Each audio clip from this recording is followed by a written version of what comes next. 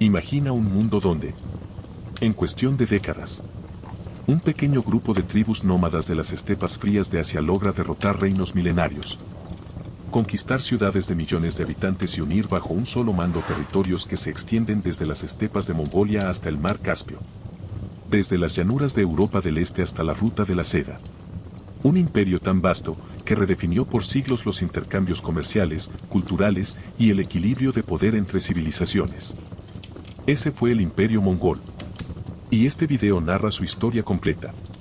Su origen, sus conquistas, su modo de vida, su legado y sus contradicciones. Orígenes. De tribus dispersas a unificación bajo un Khan. Antes de que el nombre de Gengis Khan se susurrara con respeto, miedo o devoción en las rutas que conectaban Oriente con Occidente. Antes de que los cronistas persas lo describieran como el azote de Dios y los mongoles como el padre del pueblo. Mucho antes de que Europa supiera que las brumas del extremo oeste escondían algo más que leyendas, existía la estepa. Una extensión infinita y ondulante de tierra, pasto y cielo que rompía el horizonte en dos mitades perfectas. La estepa no era un simple territorio, era una forja. Allí, sin árboles que ofrecieran sombra ni montañas que dieran refugio. Salvo esporádicos relieves pétreos que emergían como guardianes del vacío, la vida era una batalla constante contra la naturaleza. El viento soplaba como si quisiera arrancar de la tierra todo lo prescindible. Congelaba los huesos en invierno, quemaba la piel en verano y erosionaba cada piedra que se atreviera a plantarse firme. Para sobrevivir allí, no bastaba fuerza, se necesitaba astucia, resistencia, comunión con los animales y una fe casi religiosa en el caballo, que era, al mismo tiempo, herramienta, arma, alimento y compañero. En ese universo sin fronteras, los nómadas no buscaban conquistar una ciudad, porque no tenían ciudades, ni proteger un palacio, porque no existían palacios, luchaban por algo más primitivo y más urgente: pastos, ganado, honor y venganza. Las tribus eran como constelaciones dispersas en un cielo turbulento. Cada una se movía a su propio ritmo, según las estaciones, la hierba o las viejas rivalidades que nunca morían. Los tártaros, expertos comerciantes y temidos guerreros; los quereitas, más organizados, con contactos religiosos que los vinculaban a narrativas extranjeras; los merquitas, de sangre orgullosa; los naimanos, poderosos y sofisticados en su estructura; los tayichiut, ligados por parentescos complejos. Aunque compartían lengua y costumbres, esa semejanza no generaba hermandad, al contrario, alimentaba roces constantes, pues cada clan se creía el legítimo heredero de un pasado glorioso que nadie podía ya comprobar. En ese tablero gigantesco, los pactos duraban lo que duraba la conveniencia. La lealtad se negociaba como se negociaba el botín. Y la guerra, más que tragedia, era costumbre, un ciclo natural comparable al clima. Cuando un anciano era enterrado en la estepa, se decía que su espíritu se unía al viento. Y quizá ese viento llevaba consigo siglos de sangre derramada, juramentos rotos y sueños de dominación que pasaban de generación en generación sin llegar jamás a cumplirse. Y aún con esa vida errante, los nómadas no eran salvajes sin cultura. Sus historias se transmitían en canciones. Sus supersticiones tejían la relación con los cielos y los espíritus de los antepasados; cada color de caballo tenía significados. Cada suceso natural era una señal. El trueno podía ser un presagio, una visión soñada podría justificar una guerra. Los chamanes eran intérpretes de lo invisible. Determinaban el destino, aconsejaban a los líderes, y servían de puente entre el mundo que se veía y el que se temía. La vida era simple, pero la cosmovisión era profunda. El cielo, Tengri, era el juez supremo. Y Tengri podía otorgar poder, pero también podía destruirlo en un momento, y los nómadas lo sabían, lo temían y lo veneraban. En medio de ese paisaje marcado por alianzas y traiciones, emergió Temujin, sin riqueza, sin respaldo político, sin un ejército que llevara su nombre. Era solo un niño, hijo de un jefe modesto, cuya muerte repentina desarmó a su familia y los lanzó a la peor de las pobrezas. Sin clan, sin protección y rodeados de enemigos que no habían olvidado viejas disputas. Temujin creció desamparado, aprendiendo que la estepa no perdonaba debilidad. Para él, la traición no fue una lección aprendida en libros. Fue la realidad cotidiana, y el hambre. Su primera maestra. Su infancia estuvo marcada por la humillación. por tener que huir, esconderse y sobrevivir a costa de lo que hubiera disponible. Pero ese niño que escuchaba al viento golpear las paredes de barro de su refugio improvisado no solo sufría. Observaba. Veía cómo se movían los clanes, cómo cambiaban las alianzas. Que valoraban los hombres y que temían. Comprendió que el poder no era solo fuerza, sino lealtad, palabra, recompensa y sobre todo, una visión que otros no tuvieran. Y fue esa visión, que nadie antes había imaginado como posible, la que comenzó a transformarlo. Temujin no veía a las tribus como piezas independientes luchando por migajas de la estepa. Las veía como piezas de un rompecabezas mayor que, si se ensamblaba correctamente, no solo permitiría sobrevivir, sino dominar. Cada clan que se sometía, por alianza, por miedo o por admiración, ya no era un enemigo eliminado, era un nuevo músculo para un cuerpo que crecía. El niño sin futuro empezó a hablar como líder. El joven despreciado empezó a ser escuchado. El guerrero sin ejército consiguió seguidores para quienes su causa no era un rumor, sino una promesa. Era el inicio de algo que nadie sospechaba. El nacimiento de un poder capaz de desafiar imperios sedentarios que llevaban miles de años gobernando tras murallas de piedra y burocracias ancestrales. Así, en el corazón de un mundo sin reyes absolutos, sin templos de mármol y sin fronteras dibujadas, comenzó a gestarse la idea de un Khan que no fuera simplemente un líder tribal, sino el señor de todos los pueblos de la estepa. Una figura cuyo poder no emanaba solo de la violencia, sino del orden, no solo del miedo, sino de la visión de un destino colectivo. Los nómadas, acostumbrados a mirar únicamente el horizonte inmediato, empezaron a mirar más lejos, porque un hombre les estaba mostrando que la estepa no era una prisión de viento, sino un trampolín hacia territorio sin final conocido. La historia estaba alineando las piezas, la tierra endurecía a sus hijos, y el cielo, o eso creían, comenzaba a inclinarse hacia un único elegido. Aún no lo llamaban Genghis. Aún no era Khan. Pero el mundo que él gobernaría empezó a nacer en aquel tiempo donde todas las tribus temían al invierno. Pero aún no sabían que pronto temerían algo mayor. La unificación. El ascenso militar, tácticas, organización y tecnología. El ascenso militar de los mongoles no fue un fenómeno súbito ni un golpe de suerte. Era el resultado de siglos de adaptación a un entorno despiadado, donde la naturaleza misma era el primer enemigo y el maestro definitivo. Sin embargo, bajo Temujin, quien pronto sería conocido como Genghis Khan, esa herencia se transformó. Lo que otras tribus habían desarrollado de manera instintiva, él lo convertiría en doctrina. Lo que era costumbre, lo elevaría a estrategia. Y lo que era improvisación él lo sistematizaría como si hubiera estudiado en academias que aún no existían. La estepa había formado guerreros. Temujin formó un ejército. La disciplina como arma invisible. Los ejércitos nómadas previos eran temibles.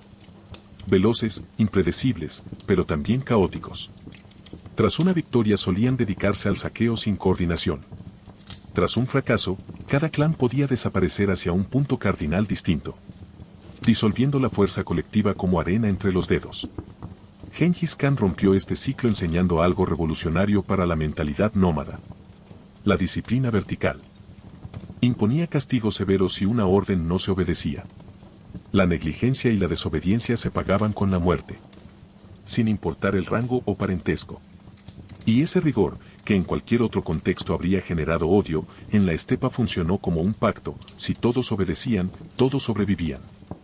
El ejército mongol pasó de ser una banda de guerreros valientes a convertirse en una máquina de precisión.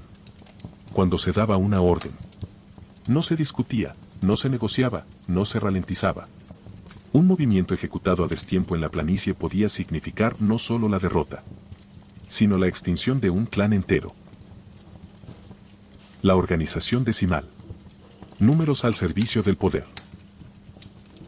Uno de los pilares del éxito militar mongol fue su sistema de organización. Genghis Khan estructuró a sus fuerzas en unidades exactas. Arban: 10 hombres. Sun: 100 hombres. Mingan: 1000 hombres. Tumen: 10.000 hombres. Cada unidad funcionaba como un organismo autónomo capaz de subsistir, tomar decisiones rápidas y actuar con coherencia. Nada de ejércitos desordenados esperando órdenes eternas. Cada capitán sabía qué hacer sin depender de un centro débil. Lo más audaz fue que el Khan mezcló a miembros de distintos clanes dentro de la misma unidad. La lealtad ya no era hacia la familia, ni hacia el lugar de origen, sino hacia la unidad y, en última instancia, hacia él. Era su forma de borrar siglos de rivalidad y reemplazarlos por un nuevo cemento ideológico. Mongoles no contra mongoles, sino mongoles contra el mundo. Mensajería relámpago. El YAM, la red nerviosa del imperio. Ninguna estrategia puede ejecutarse sin comunicación. Gengis Khan lo entendió como pocos líderes medievales. Creó una red de postas que recorría la estepa como un sistema nervioso. Cada cierta distancia, un jinete encontraría caballos, alimento y refugio. Podían viajar día y noche sin detenerse más que lo necesario para cambiar de montura. Un mensaje podía recorrer miles de kilómetros en días. Un tiempo impensable para los ejércitos sedentarios que dependían de rutas congestionadas o marchas a pie. Para los mongoles, la distancia dejó de ser un obstáculo. Fue un arma. La caballería como motor de la guerra. Pero la verdadera superioridad estaba en la relación hombre-caballo. Desde los 3 años ya montaban. A los 6 sabían disparar con arco desde la montura en movimiento. A los 12 podían cazar sin descender del animal. Un soldado mongol tenía entre 4 y 6 caballos, intercambiándolos para evitar agotamiento. Su movilidad era tal que podían recorrer 150 kilómetros en un día. Y llegar al campo de batalla antes de que el enemigo supiera que los estaban buscando. Los ejércitos sedentarios marchaban lentamente. Con provisiones, carros y estructuras. Los mongoles eran su propia provincia móvil.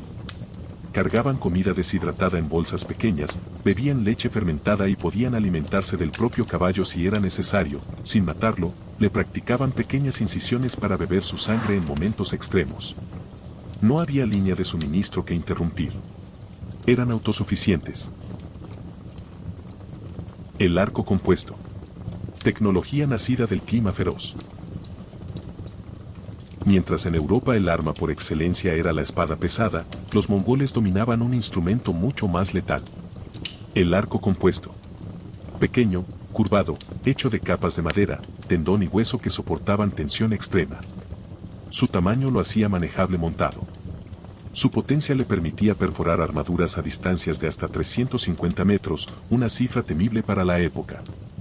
Y disparaban con una técnica perfecta.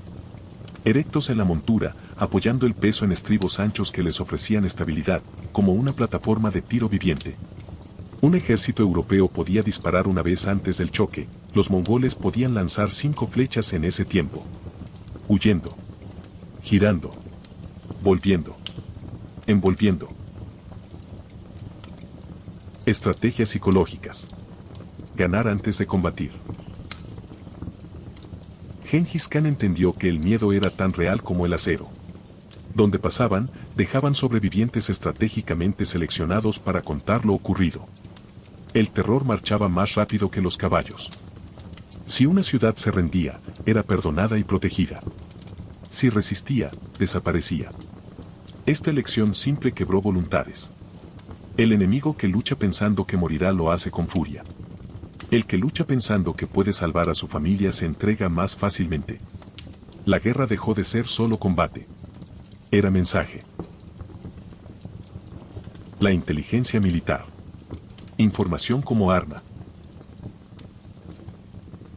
Los mongoles interrogaban comerciantes, exploradores y desertores. Compraban información como otros compraban acero. Estudiaban los hábitos políticos, las rutas de abastecimiento y la composición de los ejércitos rivales. Antes de atacar una ciudad, ya conocían sus defensores, sus puertas débiles, su clima, sus fiestas religiosas y sus rencillas internas. Donde Europa peleaba por cruzadas y conceptos vagos de honor, Gengis Khan combatía por matemáticas frías y datos verificables. La superioridad mongol no era solo fuerza bruta. Era ciencia militar. Donde otros improvisaban, ellos planificaban. Donde otros confiaban en murallas, ellos confiaban en movimiento. Donde otros construían fortalezas, ellos construían redes. El ascenso militar no fue un milagro nómada. Fue ingeniería, política, psicología y tecnología unidas bajo una sola mente. La de un Khan que no veía batallas, sino tableros completos. No veía ejércitos, sino engranajes.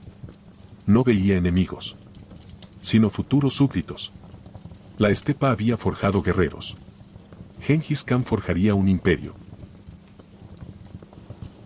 Conquistas y expansión. Del norte de China a Europa y Medio Oriente. Cuando Gengis Khan y su ejército empezaron a moverse más allá de las ondulantes colinas y los pastos infinitos de la estepa, no lo hicieron como meros saqueadores ocasionales, salieron como una avanzada implacable de una fuerza que había aprendido a transformar la movilidad en imperio. Imagina por un momento la primera ocasión en que los tambores mongoles resonaron contra las murallas de una ciudad sedentaria. No era solo el choque de lanzas contra piedra, sino el anuncio de una lógica diferente, una combinación letal de velocidad, espionaje, logística y una voluntad de hierro que trastocaría reinos milenarios. La marcha hacia el mundo transcurre en una sucesión de escenas dramáticas, un emisario asesinado en una encrucijada. Una torre derribada por una máquina que antes nadie en la estepa había visto en acción. Una ciudad rica y antigua convertida en campo de humo y lamentos. Y al día siguiente, caravanas que reemprenden la ruta por la misma carretera que ayer había sido bañada en sangre. Las primeras grandes pruebas de esa maquinaria fueron China y Asia Central. Desde 1211 los ejércitos mongoles presionaron contra la dinastía Jin del norte de China, participando en un conflicto que mezcló campañas de campo abiertas con asaltos prolongados a fortalezas y capitales como Songdu. Los mongoles, que en su territorio original raramente se enfrentaban a murallas, aprendieron pronto que la conquista de ciudades requería una alquimia distinta. Incorporaron ingenieros y maquinaria de asedio china, multiplicaron trebuchets y otros aparatos capaces de derribar murallas. Y aceptaron usar pólvora y bombas cuando la situación lo pedía. Fue así como, en 1215, la caída de Songdu, Beijing, confirmó la nueva realidad: la estepa ya no era incapaz frente al mundo amurallado. La estepa había aprendido a construir y a romper murallas. Pero mientras las campañas en China avanzaban, el horizonte occidental también llamaba. La ambición mongola no se contentó con el dominio de planicies, buscó controlar rutas, ciudades y gobernantes que pudieran frenar el paso de sus caballos o amenazar su seguridad. El episodio que ejemplifica mejor ese choque entre diplomacia rota y respuesta desproporcionada fue la campaña contra el Imperio Khwarasmiano, entre el 1219 y el 1221. Cuando los enviados comerciales y diplomáticos de Gengis fueron ofendidos, arrestados o ejecutados por el gobernador de Otrar y el sultán Muhammad II reaccionó mal ante la advertencia mongola. Gengis respondió con una fuerza que cambió para siempre Asia Central. Ciudades como Otrar, Bukhara y Samarcanda fueron sitiadas, y su caída significó no solo la derrota militar del Khwarasmiano, sino la destrucción de estructuras políticas que habían existido durante siglos. Las crónicas relatan incendios, masacres y el éxodo de supervivientes. La campaña mostró que la diplomacia tenía un precio y que la estepa podía imponerlo en la escala de imperio. La secuencia de Otrar a Samarcanda y Bukhara fue el corazón de esa ofensiva. Mientras Gengis seguía marcando con sus huellas la geografía de Asia, los comandantes que él había formado, Subedey, Gebe y otros, y sus sucesores continuaron el empuje hacia Occidente. Ya en 1223, una de aquellas columnas rápidas, dirigida por Gebe y Subotai, protagonizó la audacia de la guerra mongol con la emboscada y derrota de una coalición de príncipes rusos en el río Kalka. Una demostración temprana de cómo la movilidad y la sorpresa podían destrozar alianzas aparentemente superiores. Fue una advertencia para Europa. Aquellos nómadas no solo cruzaban Asia, podían golpear lejos y volver a perderse en la niebla de la planicie. Las campañas sobre las tierras eslavas culminaron 15 años después con una operación sistemática de conquista llevada por Batu, nieto de Gengis, y bajo la planificación estratégica de Subedey. Entre 1237 y 1240 las ciudades de la Rus fueron arrasadas en una sucesión de asedios que incluyó Ryazan, Kolomna, Vladimir, Suzdal y la mítica Kiev, la reina de las ciudades eslavas, que cayó en diciembre de 1240. No fue solo el triunfo militar lo que asombró a los contemporáneos, sino la capacidad logística que permitía a los ejércitos mongoles operar en climas distintos. Atravesar bosques y ríos hasta atacar núcleos urbanos que se creían seguros tras muros centenarios. La campaña en Europa del Este demostró además la elegancia brutal de su método, primero la rapidez, luego la división, después el terror calculado, y finalmente la incorporación administrativa. Muchos principados evitaron la completa destrucción aceptando el tributo y la sujeción de la Horda de Oro bajo la dinastía de los descendientes de Jochi. Y cuando la dirección del imperio se volvió hacia Europa Central, la guerra pareció adquirir tintes apocalípticos para los europeos. En 1241, las columnas mongolas alcanzaron la Europa Central y se enfrentaron a húngaros y polacos en batallas que quedarían en la memoria.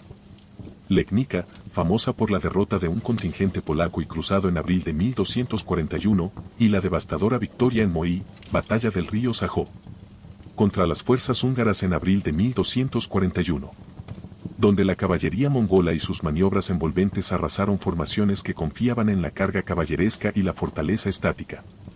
Pero el relato europeo se truncaría, la gran retirada mongola de 1241, ordenada por Batu para asistir a la elección del Gran Khan tras la muerte de Ojedei, o por razones estratégicas que aún debaten los historiadores, detuvo una invasión que pudo haber cambiado aún más el mapa europeo.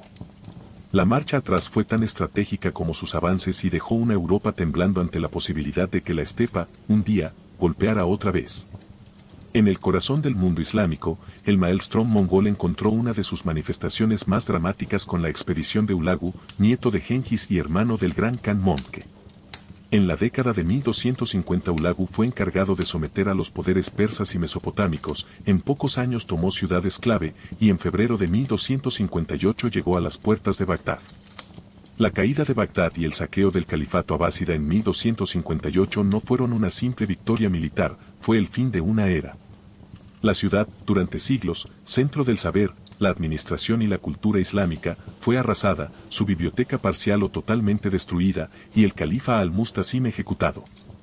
El eco de esa catástrofe resonó en todo el mundo islámico.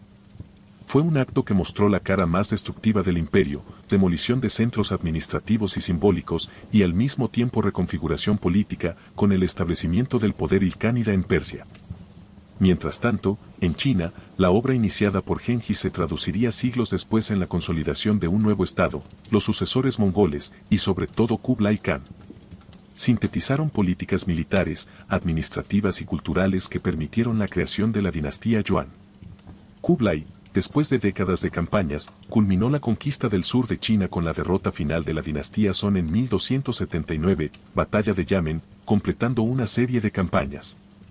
1235-1279, que transformaron a los mongoles en gobernantes sedentarios a la manera china. Emisarios, burocracia y palacios.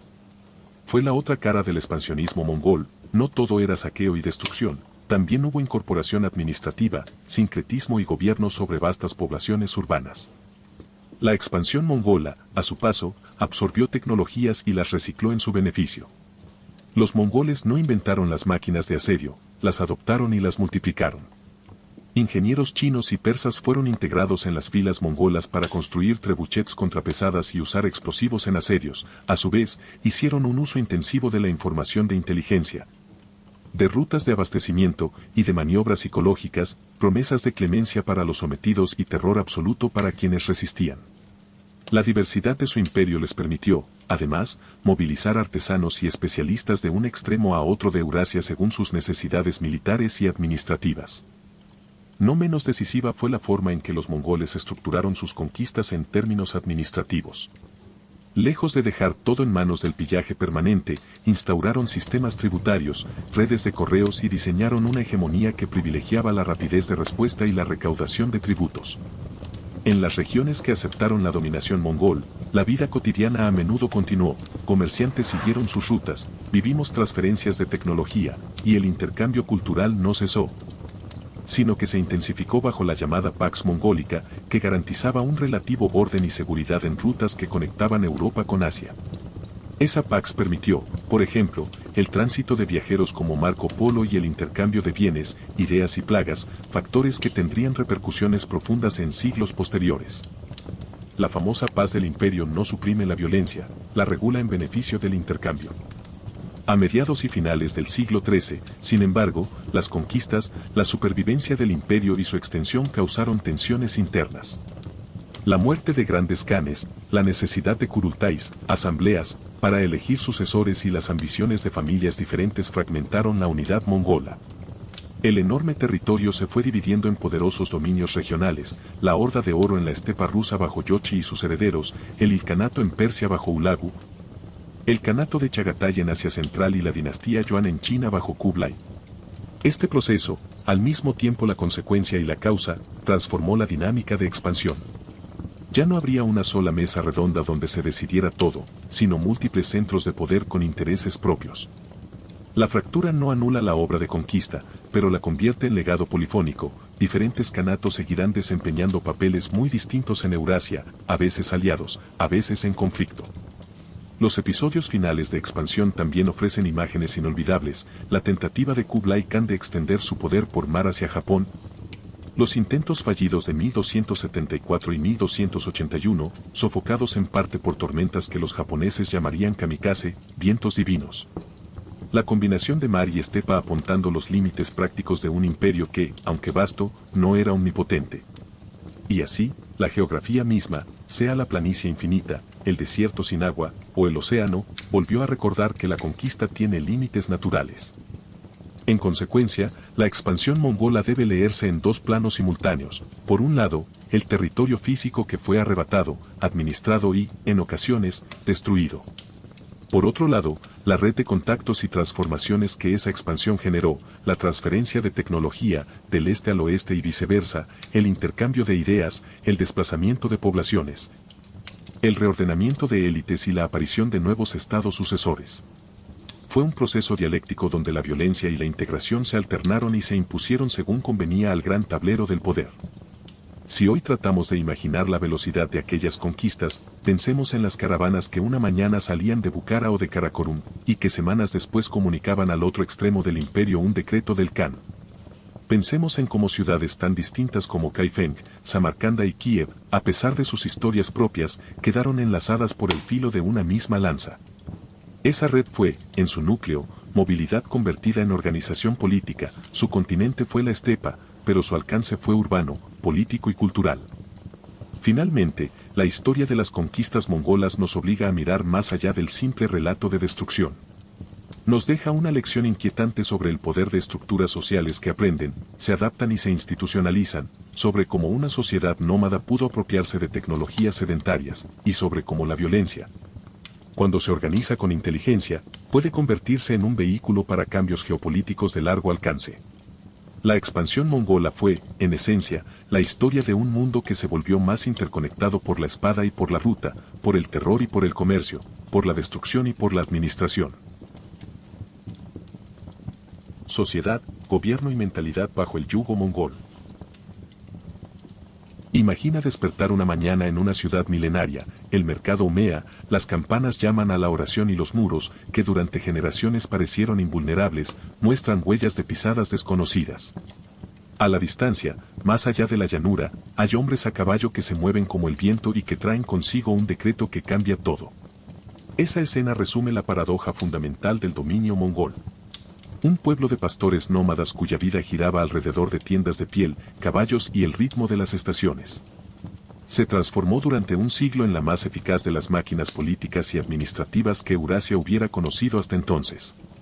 El yugo, esa palabra que los contemporáneos usarían para describir tanto la sumisión como la protección, no fue una sola cosa. Fue ley, costumbre, imposición militar, red de correos, privilegios y castigos. Negociaciones con élites locales y el inesperado reconocimiento de que gobernar un mundo sedentario exige herramientas que la estepa no ofrecía. El primer gran pilar del nuevo orden fue una ley que se llamaba Yasa, una mezcla de decretos militares, normas sociales y decisiones personales del Gran Khan, que, aunque en gran parte secreta y construida de manera pragmática, funcionó como columna vertebral del poder mongol. La Yasa no era un código frío de juristas, era un conjunto de órdenes que buscaba poner en orden la vida de nómadas y conquistados por igual. Regulaba desde la disciplina del ejército hasta sanciones por delitos, protegía oficios esenciales y buscaba eliminar prácticas que minaran la cohesión del imperio. Para una población acostumbrada a leyes tribales informales, la Yasa significó algo nuevo. La posibilidad de crear una autoridad que trascendía el linaje y que imponía castigos con la misma severidad tanto a parientes como a extraños, cuando la supervivencia del conjunto lo exigía. Esa mezcla de arbitrariedad y organización ayudó a convertir a la fuerza de guerreros en una estructura estatal capaz de proyectar poder a gran distancia. Alrededor de esa ley se articuló una administración práctica y sorprendentemente flexible. Gengis y sus sucesores aprendieron pronto que para gobernar Asia no bastaba la espada. Había que incorporar administradores, traductores, recaudadores y especialistas que conocieran los códigos de cada país sometido. En las cortes mongolas hubo consejeros provenientes de los pueblos conquistados, uigures, chinos, persas. El alfabeto uigur fue adoptado para escribir el mongol y oficiales locales a menudo conservaron sus cargos bajo supervisión mongol. No se trató tanto de imponer un modelo uniforme, sino de ensamblar la maquinaria más eficiente para extraer tributos y asegurar la paz del comercio. En unas regiones se replicaron estructuras sedentarias con recaudadores y burocracia, en otras, la dominación siguió siendo eminentemente militar y extractiva. Esa capacidad de apropiarse de prácticas ajenas y adaptarlas al interés del Khan fue el secreto detrás de la durabilidad parcial del dominio mongol. La comunicación y la logística se convirtieron en la arteria vital del sistema. Para que un imperio tan amplio no se desangrara en la periferia, se estableció la red de relay conocida como YAM, estaciones protegidas con caballos frescos, reposición y mensajeros listos, que permitían transmitir órdenes e información a una velocidad sorprendente para la época. El YAM no solo servía a la guerra, fue la columna vertebral administrativa que permitió recaudar impuestos, difundir edictos y garantizar que la voluntad del Khan llegara de Karakorum hasta las estepas de Rusia o los palacios de Persia. Junto con el YAM se difundió el uso del paisa, un distintivo o pasaporte oficial que autorizaba a su portador a recibir apoyo logístico y exigir servicio, que legalizaba privilegios y protegía a mensajeros, comerciantes y funcionarios vinculados al poder central. Estas herramientas técnicas transformaron la distancia geográfica en un problema resoluble y otorgaron al imperio medios para reclamar obediencia y facilitar el comercio. La organización interna del poder también introdujo algo radical para la mentalidad tribal, la meritocracia militar. Aunque las lealtades familiares y de clan seguían pesando, Gengis promovió y recompensó a aquellos que demostraban lealtad y eficacia en el campo de batalla, ascendían no por sangre, sino por hazañas y confiabilidad. Esa lógica erosionó, en parte, las viejas redes de parentesco y creó un cuerpo militar que se percibía a sí mismo como una institución con reglas propias, capaz de reprimir la corrupción y de castigar la traición con igual severidad. Era un contrato duro, obediencia a cambio de orden, saqueo organizado y la posibilidad de ascenso real. En paralelo, la residencia de los jefes en centros urbanos temporales o palacios de temporada consolidó una nueva élite que, aunque mongol en lo esencial, debía interlocutar con élites locales para administrar la vasta diversidad que ahora ostentaban. En el tejido social la posición de la mujer mongol sorprendía a los visitantes de Occidente y de Oriente. En la estepa, las mujeres no eran figuras meramente domésticas, eran gobernantas del campamento, gestoras de recursos, responsables de la logística de movilidad y en ocasiones, actores políticos de primer orden. Mujeres como Borte, la esposa de Gengis, o Sorgactani Beki, madre y consejera hábil que colocó a sus hijos en posiciones de poder, son ejemplos de cómo el género podía volverse una palanca de influencia. Las mujeres podían poseer propiedades, gestionar rebaños, negociar alianzas y, en contextos de regencia, ejercer el mando de manera efectiva. Frente a las sociedades urbanas donde las mujeres podían estar más restringidas, la vida nómada les dio una agencia real que se tradujo también en poder en estructuras imperiales. Viudas que representaban a su clan en Kurultai, o reinas regentes que administraban dinastías. Esta realidad alteró la percepción que muchos cronistas externos tenían de la barbarie mongol. Había, además del arco y la montura, una complejidad social que incluía un papel notable para las mujeres. Religión y coexistencia. Quizás una de las decisiones políticas más inteligentes de los khanes fue la tolerancia religiosa institucionalizada. Lejos de intentar convertir a sus súbditos, los dirigentes mongoles favorecieron la coexistencia y la inmunidad a las persecuciones religiosas sistemáticas. Promulgaron una política de Binaín y Glek que permitía a budistas, musulmanes, cristianos, judíos y chamanes vivir y practicar sus ritos bajo la protección del imperio. Esta política no solo evitó levantamientos basados en fe, sino que también convirtió al imperio en un imán para peregrinos, comerciantes y sabios de distintas creencias, aumentando la circulación de conocimiento que iba desde técnicas médicas hasta mapas y textos astronómicos. No fue mera bondad, fue cálculo político. Mantener satisfechos a líderes religiosos y comunidades facilitaba la recaudación, la estabilidad y el flujo de información.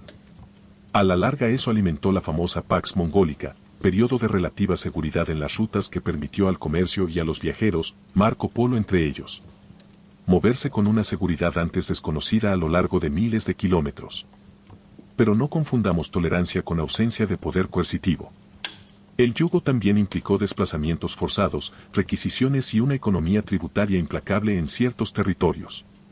En ciudades reconvertidas por el imperio, muchos artesanos fueron reubicados, las autoridades mongolas trasladaron especialistas, carpinteros, zapateros y ceramistas hacia centros estratégicos para asegurar suministro y tecnología. Las poblaciones urbanas, bajo administración mongol, a menudo vivieron la paradoja de conservar sus mercados y oficios pero perder autonomía política.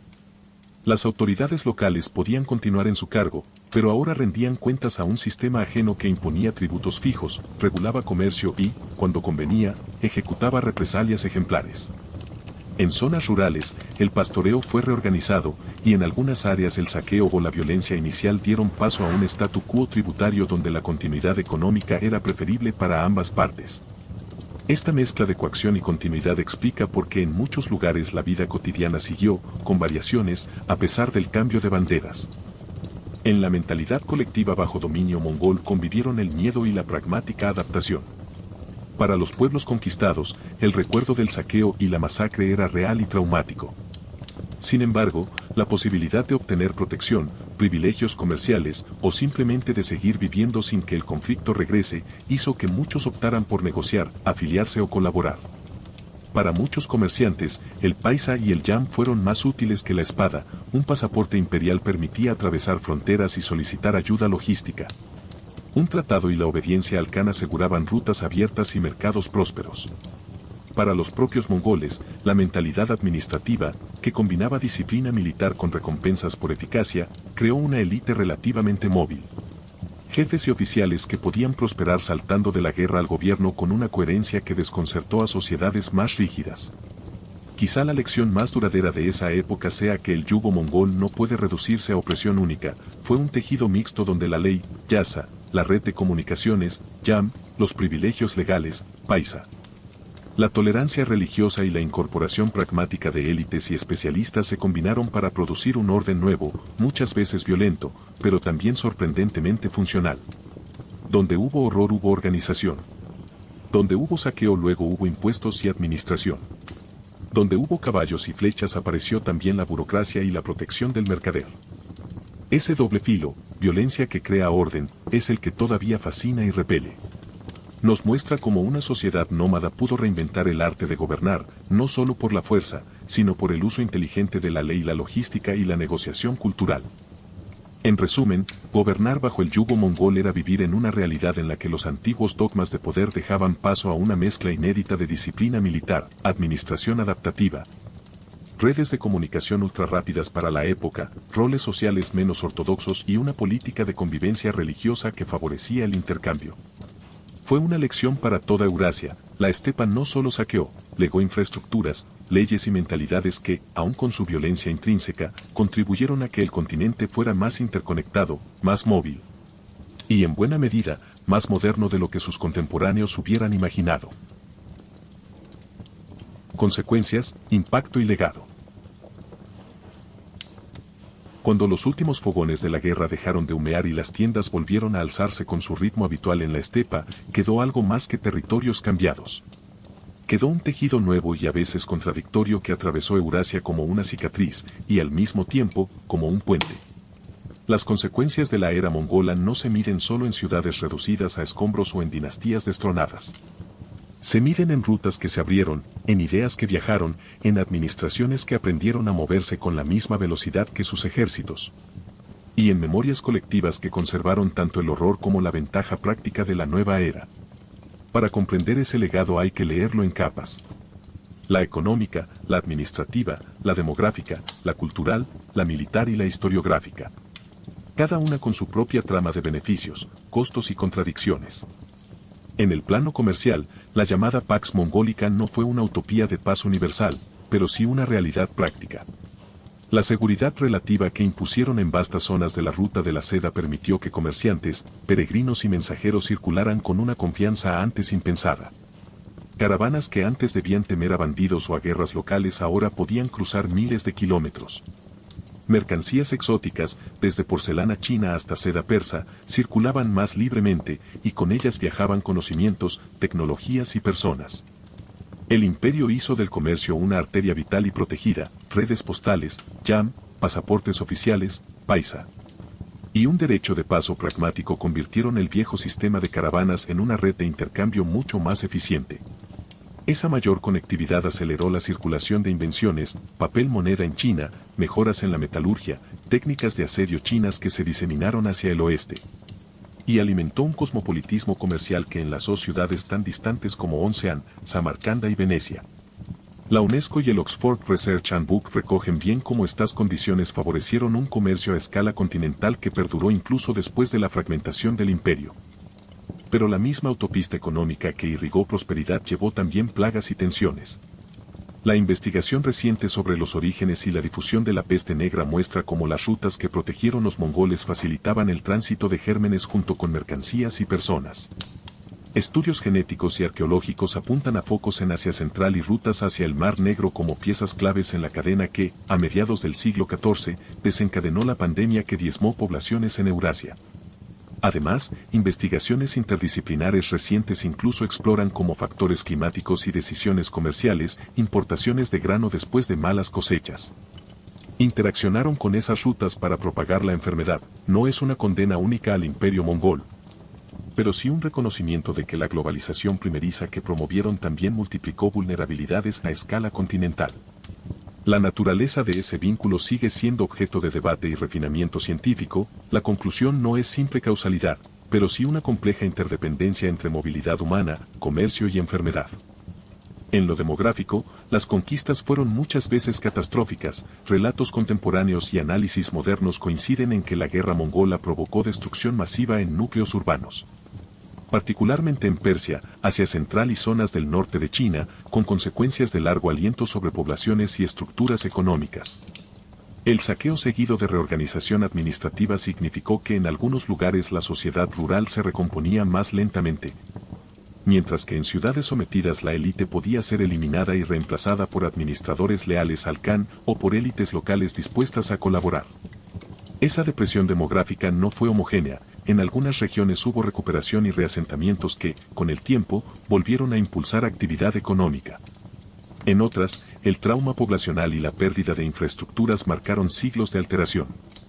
Investigaciones especializadas subrayan que las cifras y efectos varían mucho según región y época, planteando la necesidad de matices cuando hablamos de devastación mongola.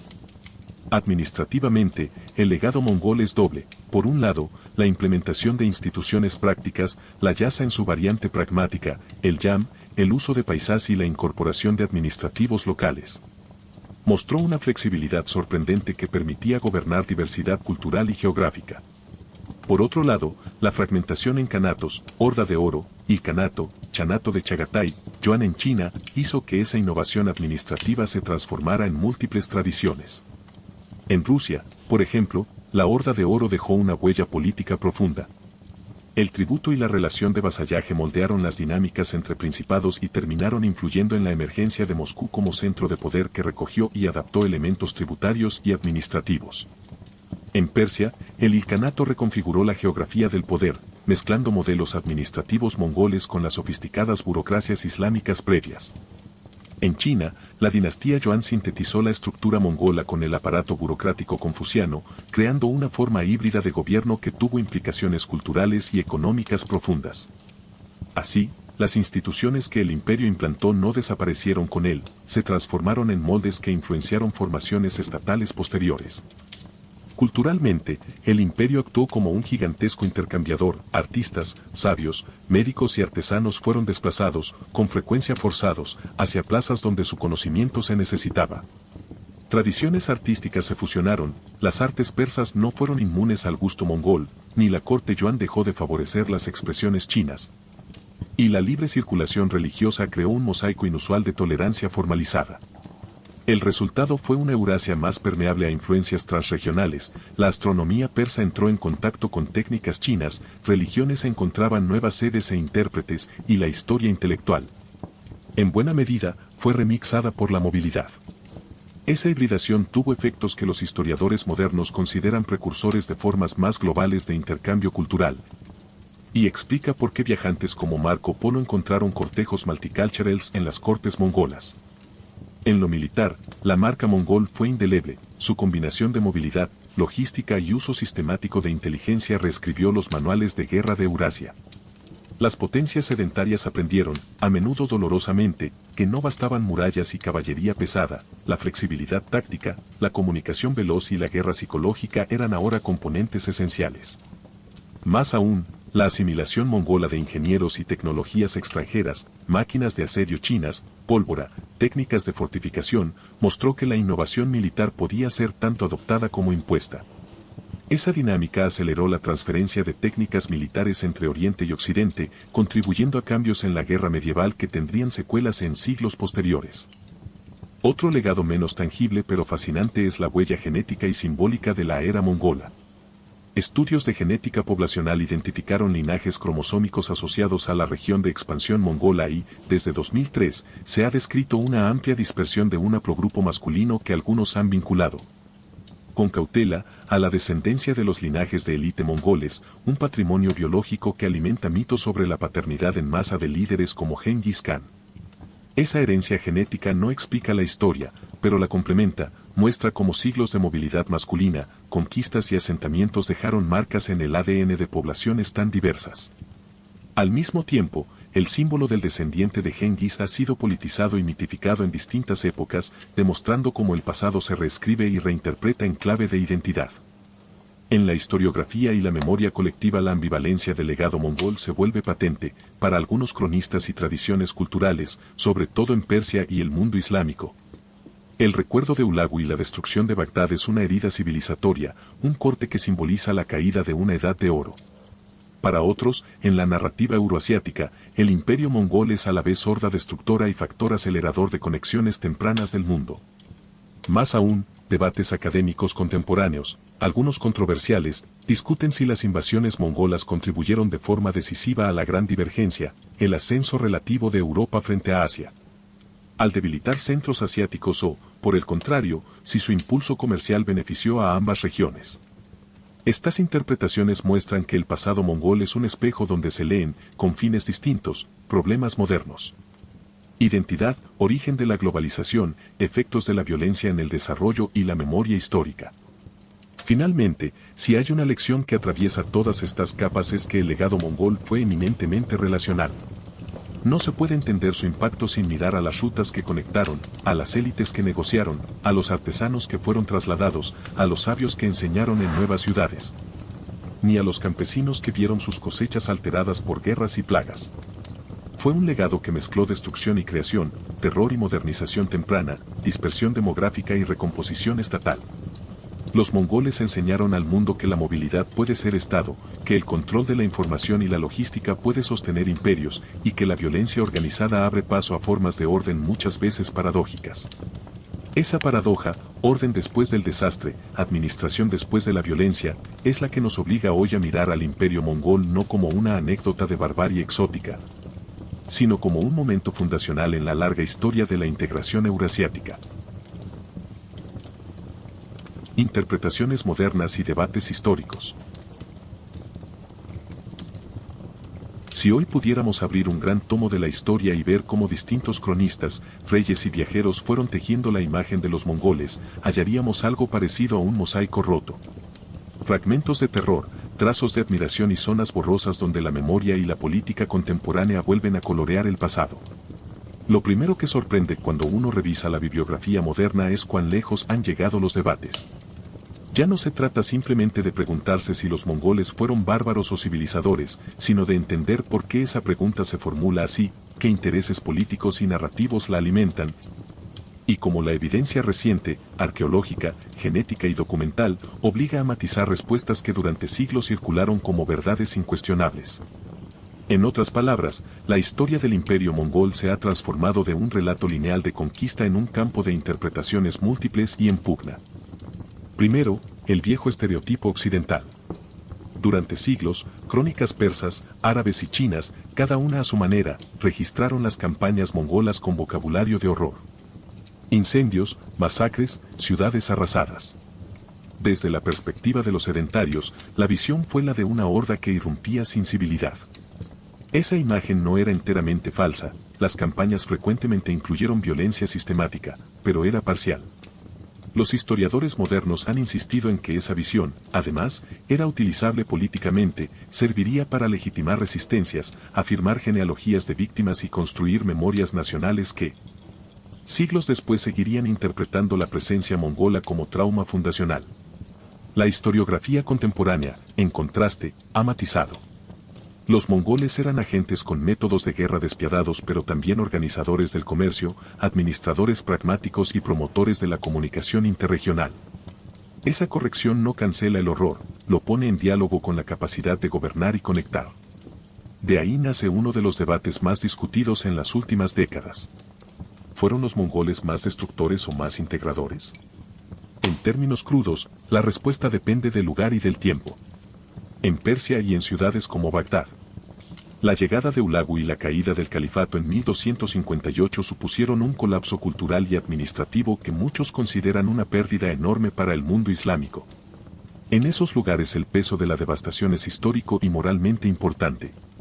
Sin embargo, en rutas comerciales y en plazas urbanas que sobrevivieron, la administración mongola ofreció seguridad relativa para caravanas, inmunidad religiosa y sistemas de transmisión que reavivaron intercambios. La noción de Pax Mongolica, esa paz imperfecta pero funcional que facilitó el tránsito de bienes e ideas, ha sido defendida por historiadores y divulgadores como una de las consecuencias más positivas del imperio. Aunque admite matices y límites regionales. Es decir, el imperio destruyó y también produjo orden, la historia real es simultáneamente tragedia y realpolitik. La cuestión de la Pax Mongolica enlaza con otro debate actual, si las acciones mongolas fueron un precursor de la globalización premoderna. Algunos historiadores del mundo sostienen que el imperio, al asegurar rutas y movilidad, creó condiciones de intercambio de escala continental que anticipan procesos de interconexión global.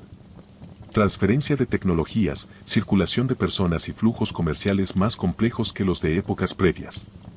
Otros, con cautela, advierten que usar la palabra globalización es anacrónico y que hay que distinguir entre integración regional y procesos sistémicos que solo se consolidarían muchos siglos después. Esa discusión no es menor, toca cómo entendemos conexiones culturales y económicas a largo plazo y cómo vinculamos el pasado medieval con transformaciones de la edad moderna. Quizá el debate más público y polémico de los últimos años ha sido el que relaciona la expansión mongola con la difusión de la peste negra. Durante décadas circuló la hipótesis, a veces en versiones simplistas, de que la red de comunicaciones mongola y sus campañas habían transportado la plaga desde Asia Central hacia Europa. Investigaciones recientes, que combinan ADN antiguo de Yersinia pestis, arqueología y análisis documental, han replanteado la cronología y las rutas. Hay evidencia de focos epidémicos previos y la expansión bacteriana es compleja, con múltiples ramificaciones y momentos de emergencia. Algunos estudios apuntan a Asia Central como un área crucial para la aparición de las variantes de peste que luego llegarían a Europa y sostienen que la movilidad mongola contribuyó a su difusión. Otros trabajos, más cautelosos, rechazan una relación directa y unívoca, advirtiendo contra simplificaciones que conviertan al imperio mongol en chivo expiatorio de una catástrofe sanitaria que tuvo causas ambientales, ecológicas y sociales. En la bibliografía reciente hay una clara batalla intelectual. La investigación genética y paleomicrobiológica ha avanzado, pero las interpretaciones siguen abiertas, en parte porque los datos son complejos y en parte porque las implicaciones políticas, culpar o exculpar a actores históricos, cargan valor simbólico. La genética ha abierto otro debate que combina ciencia y mito.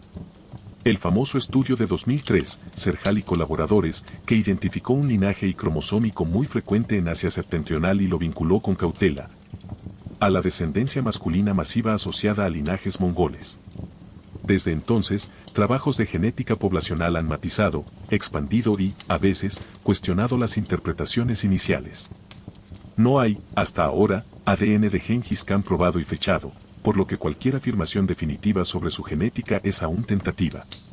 No obstante, la investigación indica que hubo expansiones masculinas rápidas y extensas en Asia coincidentes con periodos históricos de dominación.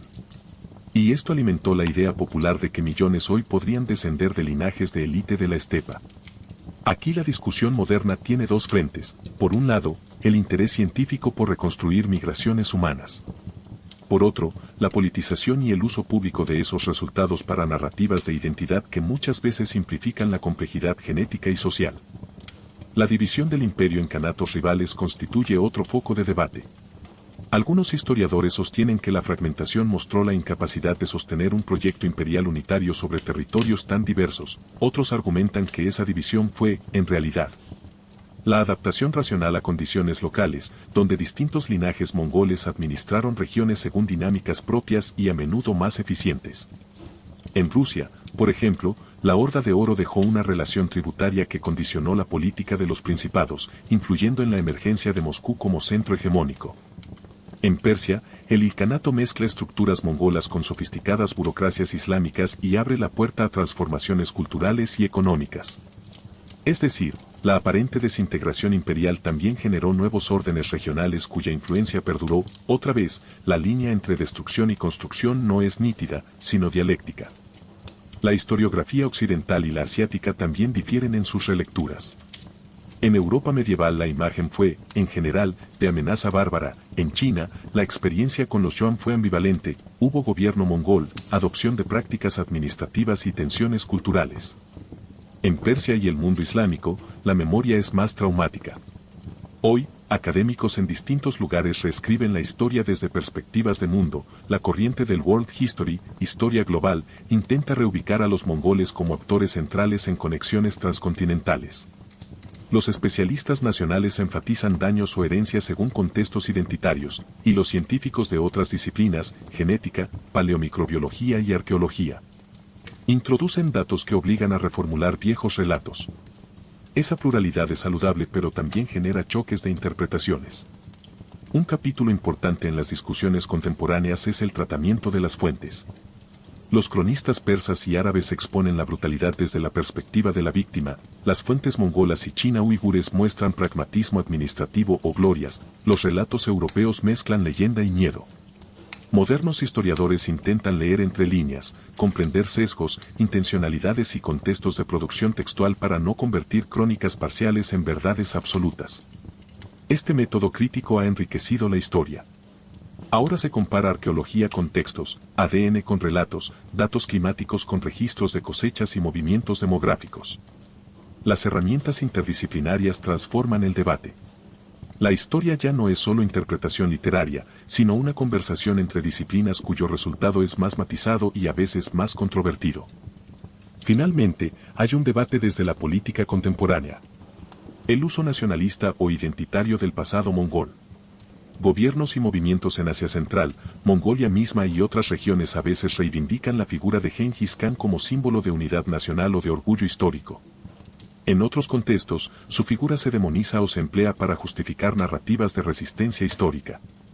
La memoria pública del imperio mongol, estatuas, museos, celebraciones o prohibiciones, revela cómo el pasado se instrumentaliza para construir el presente. Los historiadores contemporáneos alertan sobre los riesgos de lecturas teleológicas. Todo pasado es susceptible de ser reescrito para sostener relatos políticos. La tarea académica es mostrar la complejidad y resistir la simplificación. Si hoy intentáramos poner en una balanza las interpretaciones, habría que aceptar la incertidumbre como parte del oficio. Hay datos sólidos, evidencias arqueológicas, secuencias genéticas, fuentes documentales. Y hay interpretaciones que cambian con nuevos descubrimientos. Los debates actuales ya no discuten si los mongoles hicieron daño. Lo que discuten es cómo, dónde, en qué medida y qué significó eso para la larga duración de Eurasia. Y hay otra lección.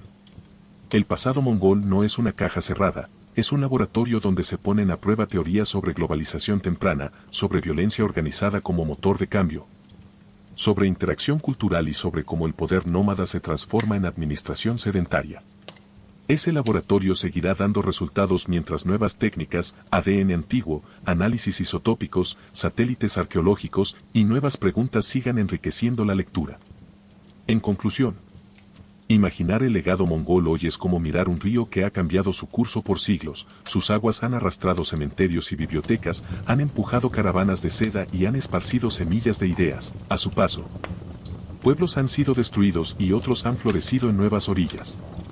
Los historiadores modernos ya no se contentan con una sola historia, buscan cartografiar ese río en todas sus corrientes. Las de la violencia, las del intercambio, las de la administración y las de la memoria, y aceptan que el veredicto sobre los mongoles será siempre plural, provisional y, en última instancia, humano. Datos curiosos y menos conocidos. Si cerramos los ojos y tratamos de imaginar la vida dentro del imperio mongol más allá de las estepas y las armas, descubriremos un universo de detalles que suelen perderse entre los relatos de saqueos y asedios. Costumbres casi cotidianas que explican por qué aquel mundo nómada pudo convertirse en máquina de estado. Empecemos por el objeto más íntimo del guerrero, el caballo. No era solo transporte, era moneda, alimento, banca y familia. Los mongoles criaban caballos robustos que vivían a la intemperie, conocían cada recoveco de la pradera y en los inviernos crueles eran capaces de encontrar pasto donde otros perecían. Un jinete mongol no dependía de un único caballo, llevaba varios y los rotaba para mantenerlos frescos, en casos extremos de necesidad. Practicaban pequeñas incisiones para extraer y beber sangre caliente del animal como aporte hídrico y energético sin matarlo, y la leche de yegua fermentada era bebida que nutría caravanas y ejércitos. Esa simbiosis hombre-caballo explica mucho de su movilidad prodigiosa. Ascendiendo de la vida íntima al orden legal, existe una curiosa mezcla entre secreto y autoridad, la yasa, el supuesto código de Gengis Khan.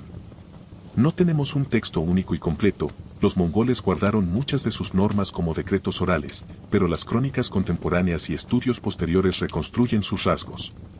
Decretos sobre el reparto del botín, normas sobre disciplina militar, protección de ciertos oficios y castigos draconianos para delitos que amenazaran la cohesión.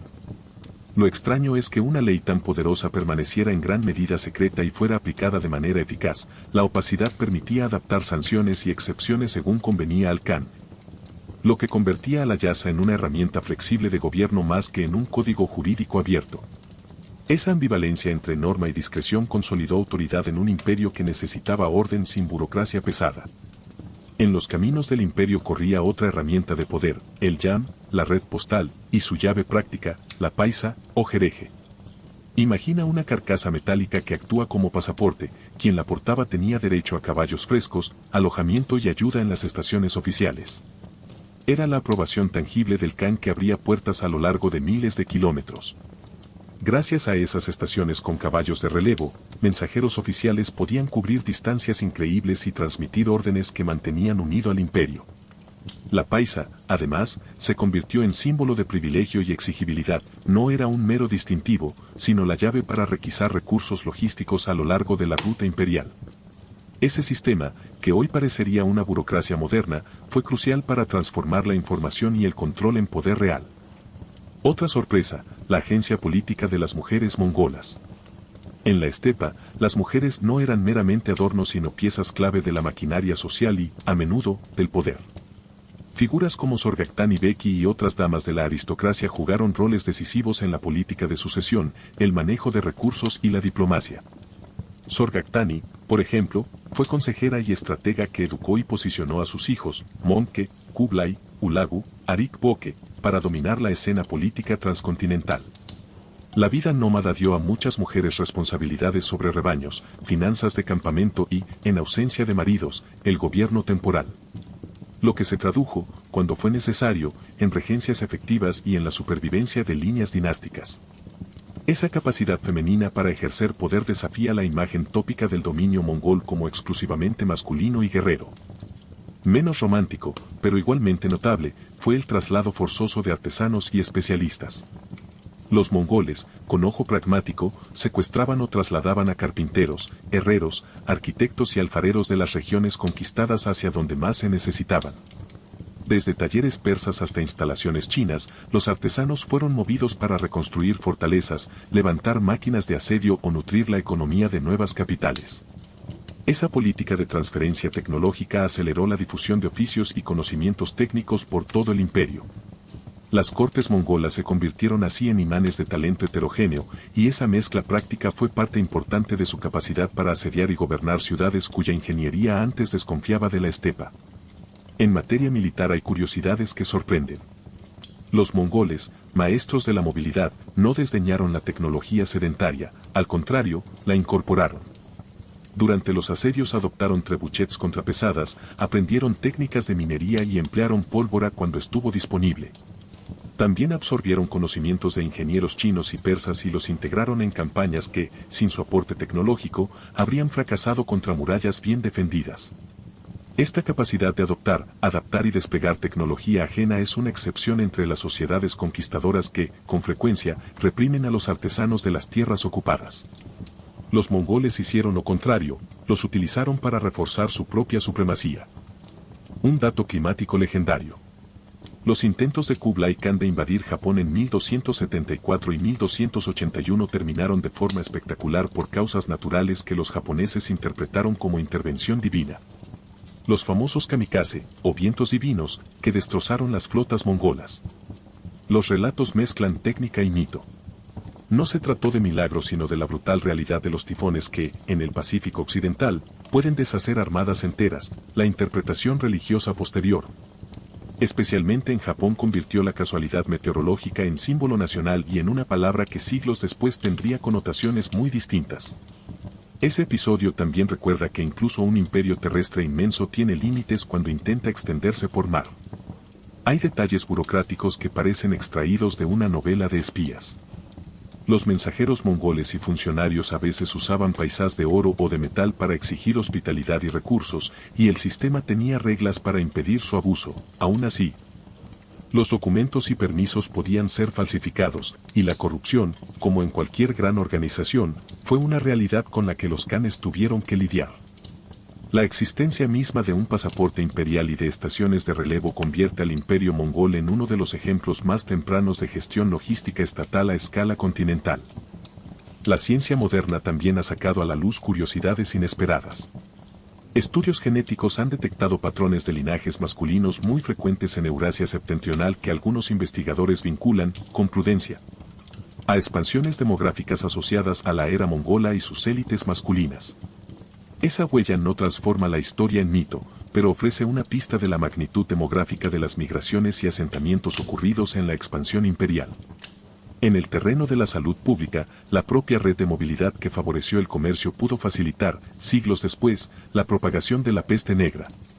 Investigaciones recientes exploran la compleja relación entre rutas comerciales, clima y focos de enfermedad, matizando las explicaciones simples y mostrando cómo la integración continental aumentó tanto bienes como riesgos. Estas conexiones científicas demuestran que los efectos de la era mongola se extienden incluso a debates contemporáneos en biología y epidemiología. Hay también detalles de comportamiento en campaña que desmienten el estereotipo de salvajismo sin reglas. Por ejemplo, los mongoles a menudo ofrecían términos de rendición, salvación de vidas a cambio de sumisión y tributo, y protegían a comerciantes y artesanos si aceptaban permanecer productivos. La violencia extrema funcionaba muchas veces como instrumento selectivo, castigo ejemplar a quienes resistían, clemencia organizada para quienes obedecían. Esa mezcla de terror y pragmatismo permitió que economías enteras siguieran funcionando bajo el nuevo dominio.